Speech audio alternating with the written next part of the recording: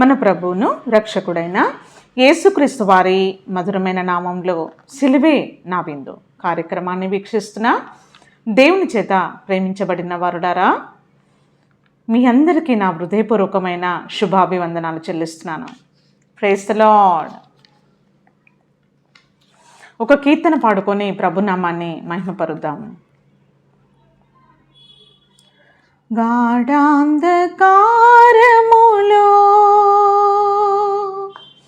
నేను తిరిగినను, గాఢాంధకారములో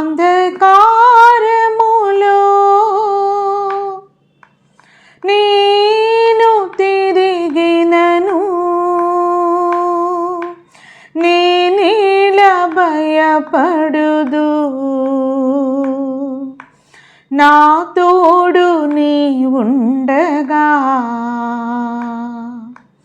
నేనేలా భయపడుదు, నా తోడు నీ ఉండగా.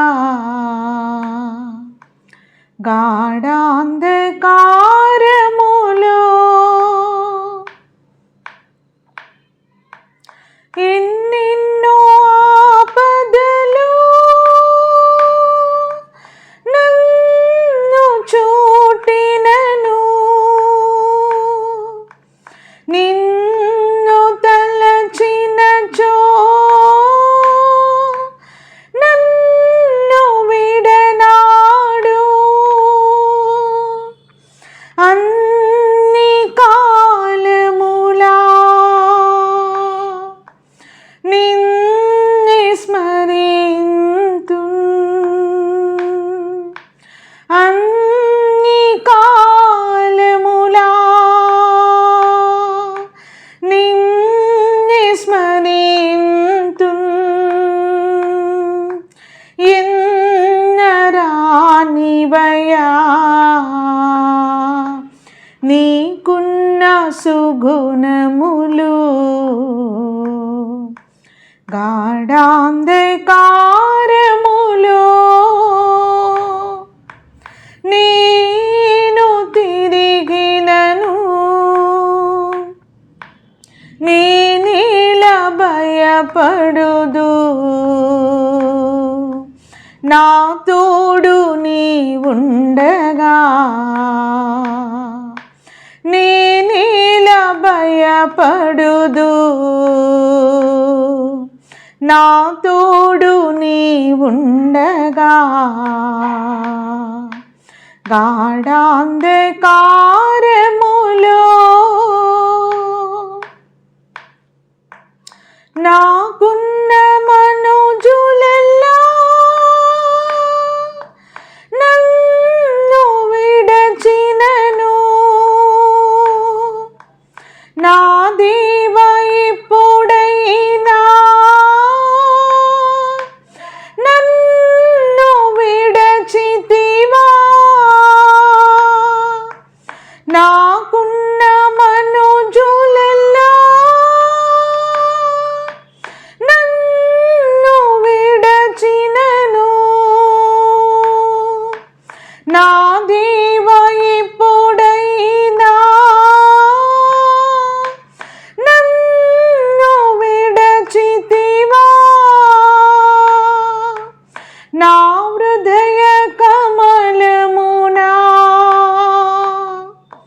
నిన్ను నేను నిలిపెదను, నా హృదయ కమలమునా నిన్ను నేను నిలిపెదను, నీ పాదముల నా దేవా నిన్ను నేను కొలిచెదను.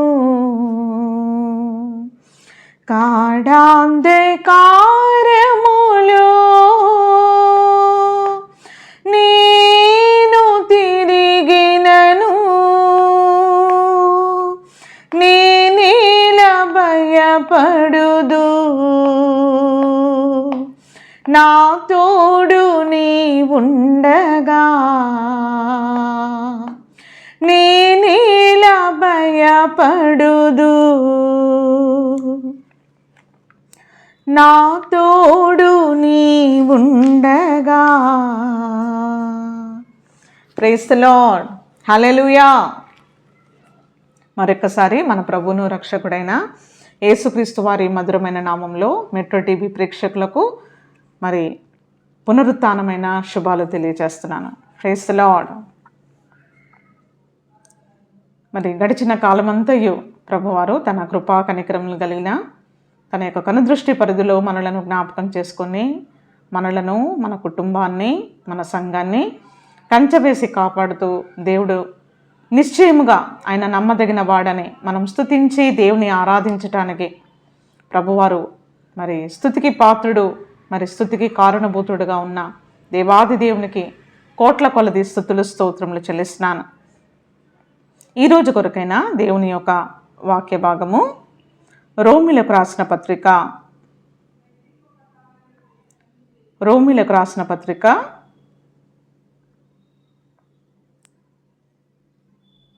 7వ వచనము. దేవుడు తన కుమారుడును మన ప్రభువైన యేసుక్రీస్తు విషయమైన ఆసువార్తను పరిశుద్ధ లేఖనములయందు తన ప్రవక్తల ద్వారా ముందు వాగ్దానం చేసెను. యేసుక్రీస్తు శరీరమును బట్టి దావీదు సంతానముగాను, మృతులలో నుండి పునరుత్థానుడైనందున పరిశుద్ధమైన ఆత్మను బట్టి దేవుని కుమారుడుగాను ప్రభావముతో నిరూపింపబడెను. ఈయన నామము నిమిత్తము సమస్త జనులు విశ్వాసమునకు విధేయులగునట్లు ఈయన ద్వారా మేము కృపను అపోస్తులత్వమును పొందితిమి. మీరును వారిలో ఉన్నవారై యేసుక్రీస్తు వారుగా ఉండుటకు పిలువబడి ఉన్నారు. Praise the Lord. హల్లెలూయా. ఈ లోకములో దేవుడు అన్యజనులమైన మనలను, దేవునికి దూరస్తులమైన మనలను దేవుని యొక్క కృపా బాహుళ్యము చేత తన పరిశుద్ధమైన శక్తివంతమైన మరి కల్వరి సువార్త ద్వారా, శిలువ సత్యము ద్వారా దేవుడు మనలను తన సన్నిధానానికి ఆకర్షించి ఉన్నాడు. ఆకర్షించి తన పరిశుద్ధమైన రక్తములో మనకి పాలు పంపులు కలగచేసి మన దోషములను, మన పాపములను ప్రభువారు క్షమించి, శుద్ధీకరించి, పరిశుద్ధపరిచి దేవునితో మనం సమాధానపడుటకు మన ప్రభువైన యేసుక్రీస్తు వారు కల్వరి శిలువలో చిందించిన అమూల్యమైన రక్తములో మనలను పాలిభాగస్తులుగా ప్రభువారు మార్చి మరి దేవుని యొక్క సత్య సువార్తకు మనము సాక్షులగునట్లుగా పరిశుద్ధాత్మ దేవుడు మనకి ఎంతగానో సహాయం చేస్తూ ఉన్నాడు. దేవుడు తన కుమారుడను మన ప్రభువైన యేసుక్రీస్తు విషయమైన ఆసువార్తను పరిశుద్ధ లేఖనములయందు తన ప్రవక్తల ద్వారా ముందు వాగ్దానం చేసెను. ఇశ్రాయేలు ప్రజలు మరి నాయకుడైన మోషే చేత నడిపించబడినప్పుడు మరి మోషే యొక్క చివరి దశలో, చివరి కాలములో ఇంకా మోషే నిద్రిస్తాడనగా, మహిమలో చేర్చబడతాడనగా ఆ సమయంలో మరి మోషే ఇశ్రాయేలు ప్రజలతో మరి మాట్లాడుతూ ఉన్నాడు. మరి నా వంటి ఒక ప్రవక్తను మీ సహోదరులలో దేవుడు మీ కొరకు పుట్టిస్తాడని చెప్పి మరి ముందుగానే ఇశ్రాయేలు ప్రజలకు దేవుడు తన వాక్కును మరి వినిపింపచేశాడండి. ఏ విధంగా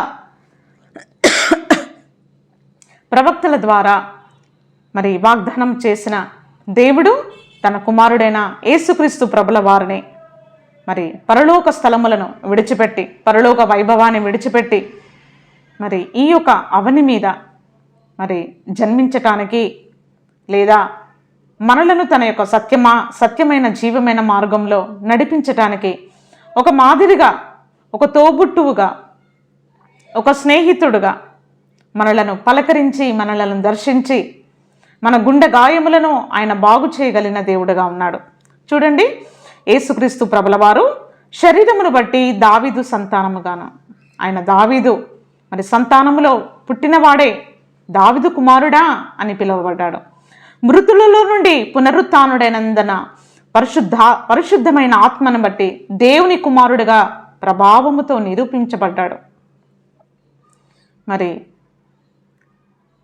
యోసేపు మరియలకు మరి ఈ లోకములో శరీరధారిగా మరి వారి ద్వారా జన్మించినప్పటికీ, మానవ జన్మ కలిగినప్పటికీ, మరి దేవుడు తన యొక్క దైవికమైన గుణగణముల చేత దేవుని యొక్క స్వరూపంలో ఉన్న యేసుక్రీస్తు ప్రభుల వారు తండ్రి అయిన దేవుని యొక్క సంకల్పమంతయు ఈ లోకమందు తన శరీరమందు నెరవేర్చి, మరి ఈ లోకంలో పరిశుద్ధమైన జీవితాన్ని జీవించి, ఆయన మరణించి తిరిగి లేచి మరి పునరుత్థానము కలిగిన వాడై దేవుని కుమారుడుగా మరి లోకము చేత మరి సాక్షిగా నిరూపించబడ్డాడు. విశ్వాసమును బట్టి ఈయన నామము నిమిత్తము సమస్త జనులు విశ్వాసమునకు విధేయులగునట్లు. ప్రియమైన దేవుని జనమా, ఈ లోకములో మనము ప్రభుని వెంబడిస్తున్నాము, ప్రభుని స్తుతిస్తున్నాము, లేదా ప్రభుని కలిగి ఉన్నాము అనడానికి ప్రాముఖ్యమైన ఒక సూచన ఏంటి అంటే, మనము దేవుని యొక్క వాక్యానికి విధేయులైనట్లయితే, దేవుని వాక్యానికి మనము లోబడినట్లయితే మనము దేవుని యొక్క కుమారులుగా మనము మార్చబడతాము. మీరును వారిలో ఉన్నవారై, వారిలో అనగా ప్రవక్తలలో, పరిశుద్ధులతో ఏక పట్టణస్థులుగా ఉన్న ప్రభు నామాన్ని మనము, ఆయన ప్రభువారి యొక్క సత్య సువార్తకు మనం లోబడుచున్నాము గనక, మరి ఆ యొక్క నిత్యమైన సంకల్పములో, ఆ దైవికమైన ప్రణాళికలో మనము కూడా ఉన్నాము గనక ఈయన ద్వారా మేము కృపను అపోస్తులత్వము పొందితిమి. మీరును వారిలో ఉన్నవారై ప్రభునందు మనం విశ్వసిస్తున్నాము గనక, ప్రభుని వెంబడిస్తున్నాము గనక, స్తుతిస్తున్నాము గనక యేసుక్రీస్తు వారుగా ఉండుటకు పిలువబడి ఉన్నారు. మనకి మాదిరి ఎవరు అంటే ప్రభువైన యేసుక్రీస్తు వారు మాత్రమే మనకు మాదిరిగా ఉన్నారండి.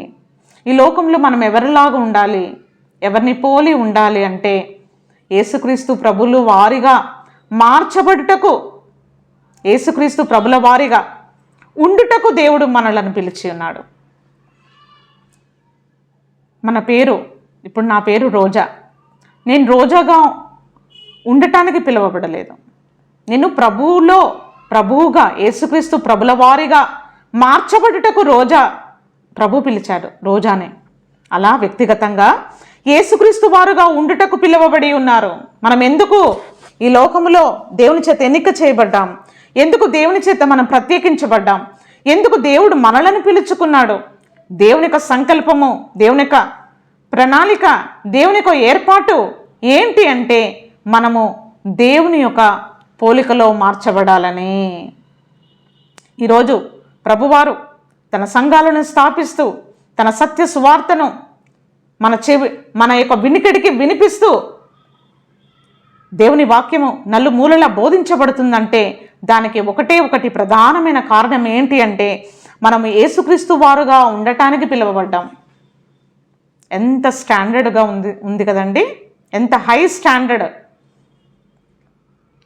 ప్రభువారు ఎంత స్వచ్ఛమైన వాడో, ఎంత యథార్థవంతుడో, ఎంత నమ్మదగిన వాడో, అంత నమ్మదగిన వారుగా, అంత యథార్థవంతులుగా, ఆయన ఎంత నీతిమంతుడో మనలను కూడా దేవుడు నీతిమంతులుగా తీర్చబడుటకు మనలను ప్రభువారు పిలుస్తూ ఉన్నారు.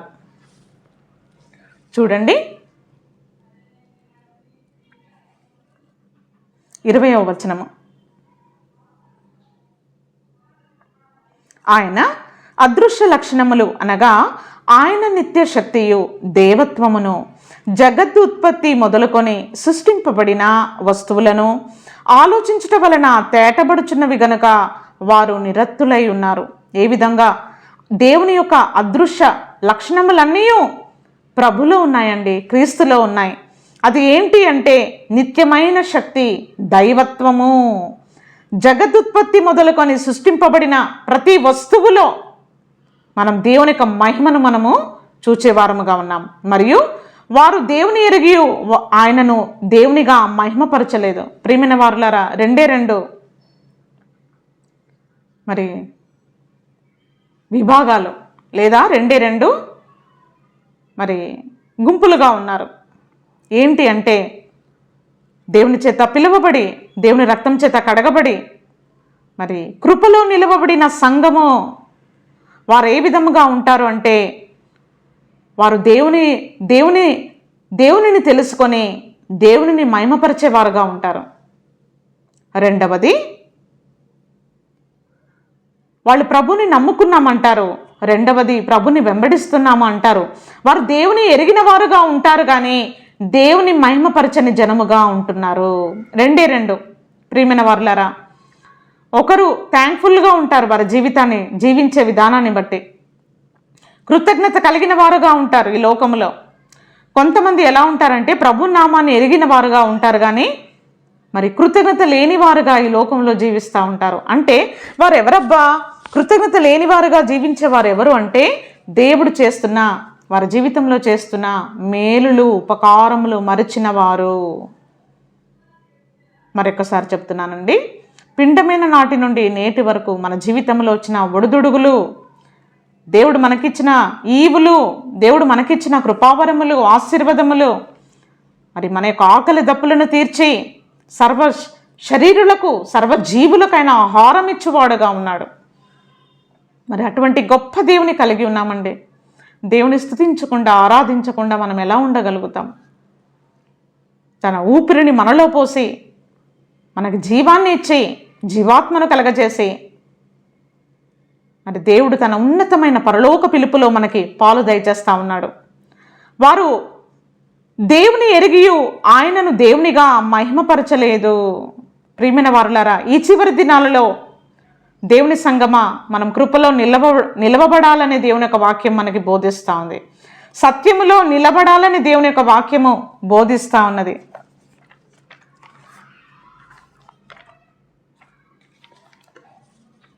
దేవుని యొక్క వాక్యము మన యొద్దకు వస్తుండగా ప్రియమైన వారులారా, వినగలిగిన చెవిని గ్రహించగలిగిన మనసును పరిశుద్ధాత్మ దేవుడు మనకు అనుగ్రహించునుగాక. చూడండి, సామెతల గ్రంథము 3వ అధ్యాయము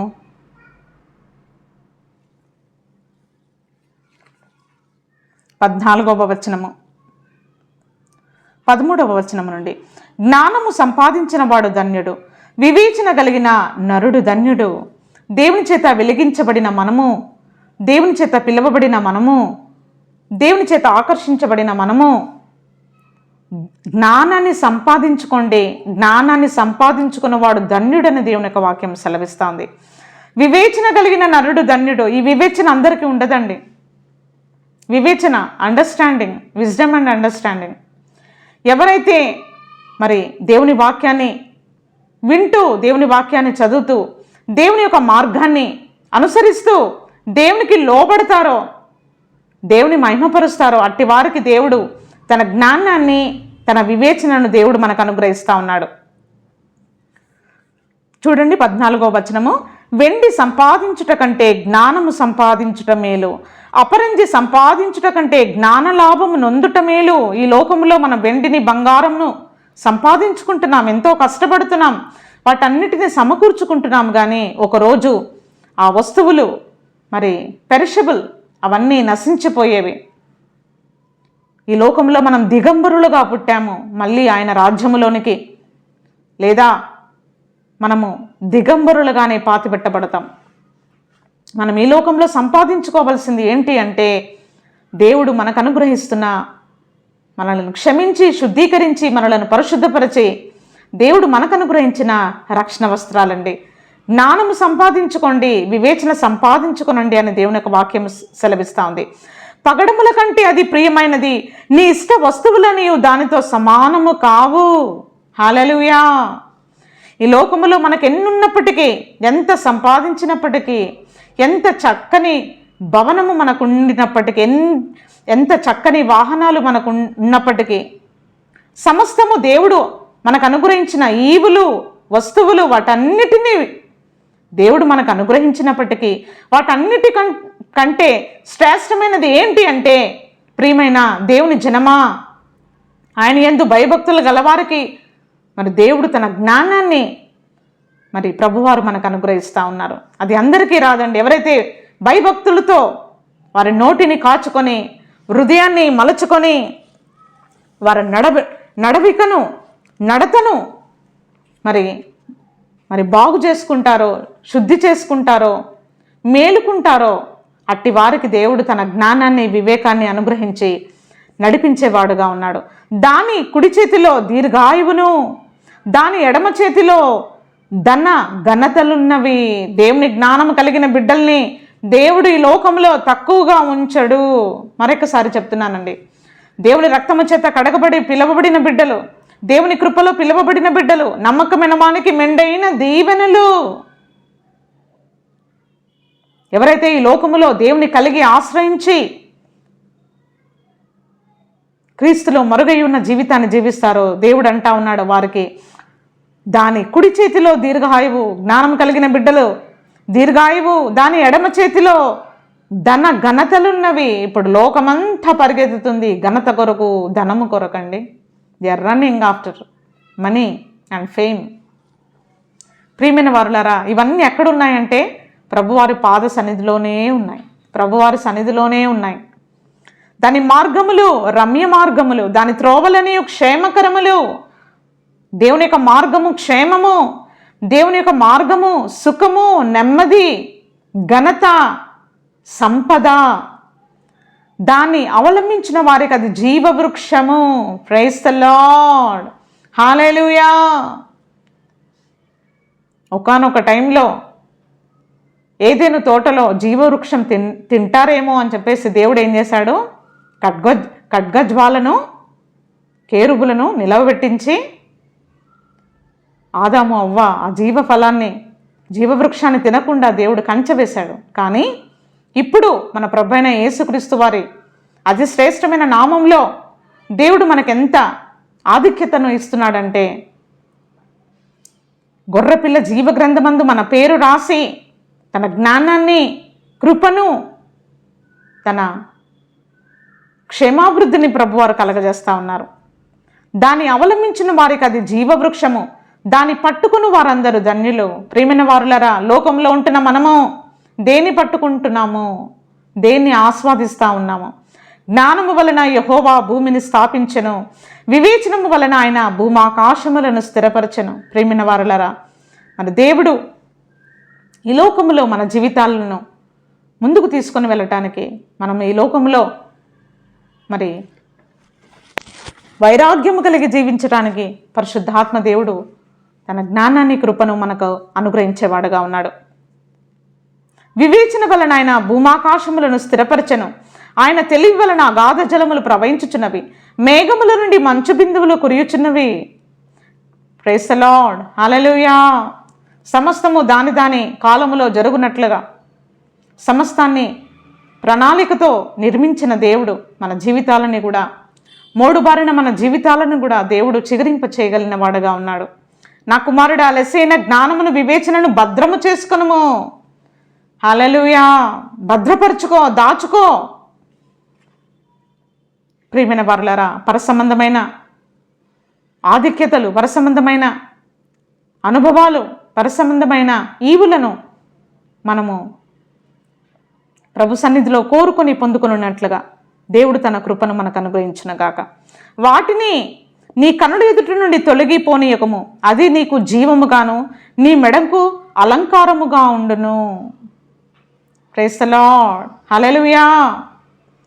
నీ మెడకు అలంకారముగా ఉండును, అవి నీకు జీవముగాను. ప్రియమైన వారులరా, దేవుని యొక్క నామమే, దేవుని యొక్క వాక్యమే జ్ఞానము, దేవుని యొక్క నామమే, జ్ఞానమే మనకు సమస్తమై ఉన్నది. అప్పుడు నీ మార్గమున నీవు సురక్షితముగా నడిచెదవు, నీ పాదము ఎప్పుడునూ త్రొట్టిల్లదు. ఎందుకు త్రొట్టిల్లదు అంటే, మనం దేవుని జ్ఞానం చేత బోధించబడుతున్నాము గనక, దేవుని జ్ఞానము చేత నడిపించబడుతున్నాము గనక, మన జీవితాలు భద్రపరచబడుతున్నాయి గనక నీవు పరుండి సుఖముగా నిద్రించెదవు. హల్లెలూయా. దేవుడు చేస్తున్న వాగ్దానం అండి. నరుడు కాదు మనతో మాట్లాడుచున్నది, మనతో మాట్లాడుతున్నది దేవాది దేవుడు. ఎవరైతే దేవుని జ్ఞానాన్ని లోకములో పొందుకుంటారో, ఎవరైతే దేవుని యొక్క జ్ఞానం సత్యములో జీవిస్తారో అట్టి వారికి దేవుడు అనుగ్రహిస్తున్న పరసంబంధమైన ఈవులు. అకస్మాత్తుగా భయం కలిగినప్పుడు, దుర్మార్గులకు నాశనము వచ్చినప్పుడు నీవు భయపడవద్దు. కీడు అపాయము పక్క వాళ్ళకు వస్తుందేమో కానీ నీకు రాదు. దుర్మార్గులకు నాశనము, అకస్మాత్తుగా భయము వారికి వచ్చినప్పుడు నీవు మటుకు సురక్షితముగా ఉంటావు. యెహోవాయే నీకు ఆధారమగును, నీ కాలు చిక్కబడుకున్నట్లు ఆయన నిన్ను కాపాడును. Praise the Lord. మన కాలు చిక్కబడుకున్నట్లు, మన కాళ్ళు త్రొట్టిల్లకుండినట్లు దేవుడు మనల్ని ఈ లోకంలో కాపాడగలిగిన దేవుడుగా ఉన్నాడు. ప్రియమైన వారలారా, మరి ఈ చివరి దినాలలో మనము ఈ లోకములో దేవుని వైపు చూస్తున్నాము, దేని వైపు చూస్తున్నాము, దేన్ని పొందుకోవాలనుకుంటా ఉన్నాము. కేవలము దేవుని యందు మనం ఉంచవలసిన నిరీక్షణ మనం ఉంచినట్లయితే, చూడండి దేవుడు ప్రభువారు దేవుని యొక్క వాక్యము ఏమని సెలవిస్తూ ఉంది. సామెతల గ్రంథము 2వ అధ్యాయము 5వ వచనము.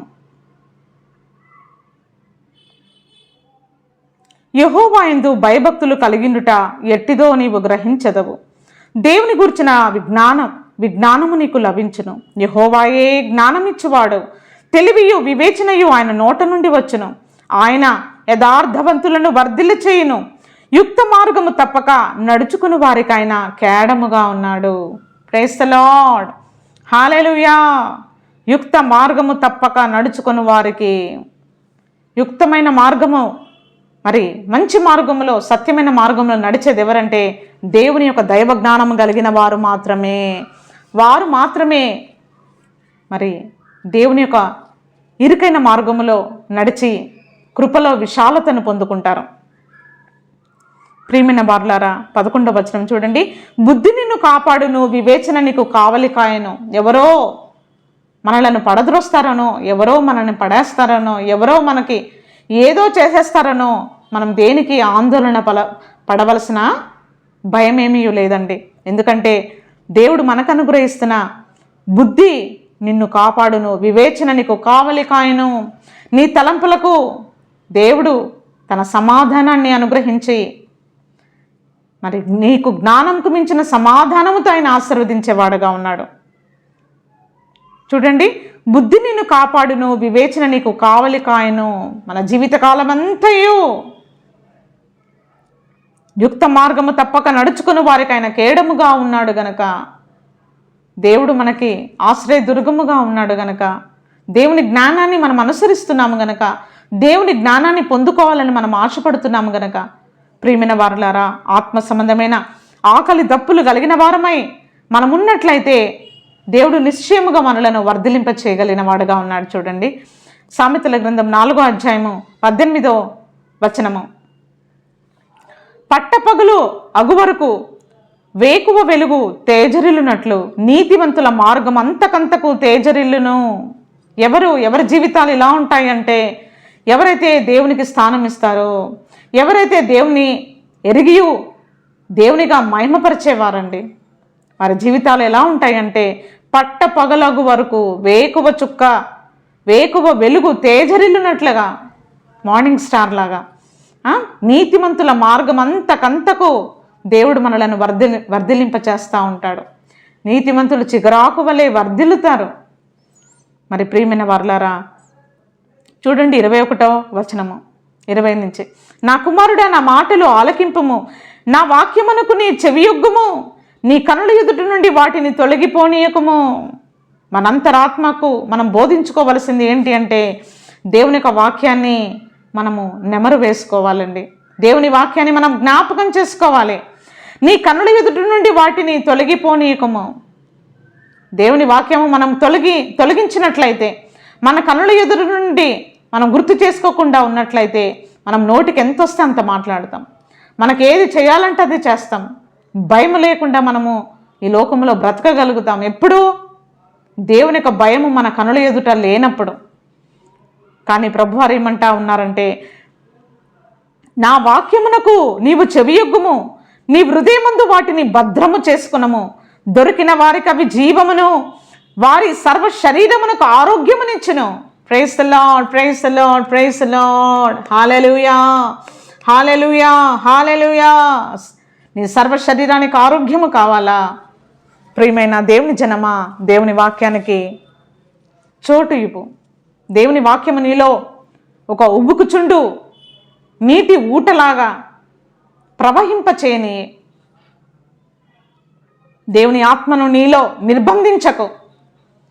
దేవుని ఆత్మ నీలో పరవశించినట్లుగా, పరవళ్ళు తొక్కున్నట్లుగా పరిశుద్ధాత్మ అన్యోన్యమైన సహవాసములో మనం ఎదిగి బలపరచబడినట్లుగా మనలో ఉండే కుటిలత, మనలో ఉండే కల్మషం, మనలో ఉండే అసూయ, ద్వేషము, పగ, కోపము సమస్తమును కలవరి శిలువలో దొర్లించబడినట్లుగా మన పాప భారమంతయు మనం తీసుకున్నట్లయితే మన ఆత్మలు తేలికపరచబడతాయి, మన హృదయాలు తేలికపరచబడతాయి, మన జీవితాలు తేలికపరచబడతాయి. దొరికిన వారికి అవి జీవము. దొరికించుకున్నావా దేవుని జ్ఞానము? అయితే ఆ జ్ఞానము నీకు జీవముగా మార్చబడుతుంది. వారి సర్వ శరీరములకు ఆరోగ్యమునిచ్చును. ఆరోగ్యం ఇచ్చేది ఎవరు? మందులు కాదండి, మాకులు కాదండి, వైద్యుడు కాదండి. నరుడు రొట్టె వలన జీవించడు, కానీ దేవుని నోట నుండి వచ్చు ప్రతి మాట వలన జీవించును. మన సర్వ శరీరానికి ఆరోగ్యము కావాలి అంటే దేవుని వాక్యము ఒక కంఠ హారముగా నీవు నీ మెడకు అలంకరించుకో. 23వ వచనం, నీ హృదయములో నుండి జీవధారలు బయలుదేరును. మన హృదయములో నుండి జీవధారలు బయలుదేరును. అవి దొరికిన వారికి జీవము. ఆ జీవం ఏం చేస్తుందంటే జీవధారలు మన హృదయంలో నుంచి ప్రవహింపజేస్తాయి. కాబట్టి అన్నిటికంటే ముఖ్యముగా నీ హృదయమును భద్రముగా కాపాడుకొనుము.